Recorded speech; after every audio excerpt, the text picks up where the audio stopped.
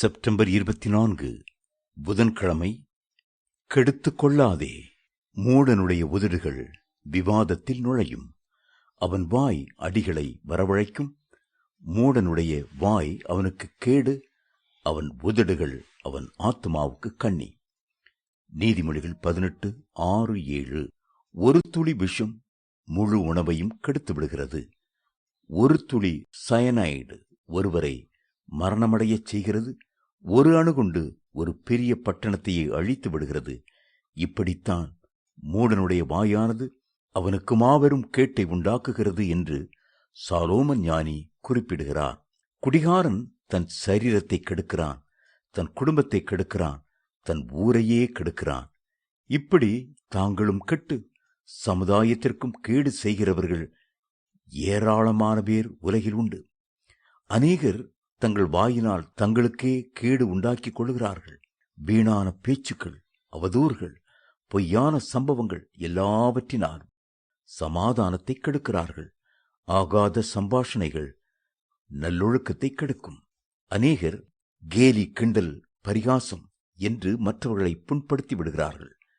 நகைச்சுவை என்ற பெயரில் அடுத்தவர் மனதை வேதனைப்படுத்தி விடுகிறார்கள். ஆகவேதான் ஆண்டவர் துன்மார்க்கருடைய ஆலோசனையில் நடவாதே என்றும், பாவிகள் வழியில் நில்லாதே என்றும், பரியாசக்காரர் உட்காரும் இடத்தில் உட்காராதே என்றும் எச்சரித்தார். சங்கீதம் 1:1. கர்த்தர் வனாந்திரத்திலே இஸ்ரவேல் ஜனங்களை அன்போடு அருமையாக வழிநடத்தி வந்தார்.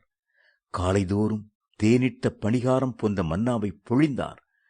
கன்மலையின் தண்ணீரினால் தாகம் தீர்த்தார். மேகஸ்தம்பங்கள் அவர்களுக்கு நிழல் கொடுத்தது. அக்னி ஸ்தம்பங்கள் இரவிலேயும் வழிகாட்டினது. அவர்களுடைய வாய் சும்மா இருக்கவில்லை. எதற்கெடுத்தாலும் முறுமுறுத்து கர்த்தருக்கு விரோதமாக பேசினார்கள். இதனால் தேவனுடைய கோபாக்கினை அவர்கள் மேல் வந்தது. அவர்கள் வனாந்தரத்திலே மடிந்தார்கள். சிலர் வாயை திறந்து எல்லாரையும் குறை கூறிக்கொண்டே இருப்பார்கள். தேவனுடைய ஊழியருக்கு விரோதமாய் பேசுவார்கள். இதன் மூலம் தங்கள் மேலும் தங்களுடைய குடும்பத்தின் மேலும் கேட்டையும் சாபத்தையும் வரவழைத்துக் கொள்வார்கள். சிலர் எப்பொழுதும் பெருமையாக பேசிக்கொண்டே இருப்பார்கள்.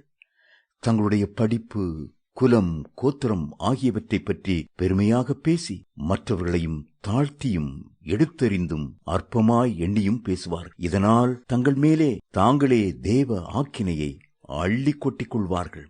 உங்கள் இருதயத்திலே கசப்பான வைராகியத்தையும் விரோதத்தையும் வைத்தீர்களானால் நீங்கள் பெருமை பாராட்டாதீர்கள். யாக்கோபு 3:14.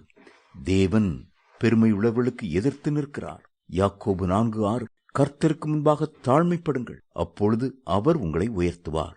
யாக்கோபு 4:10 என்று வேதம் சொல்லுகிறது.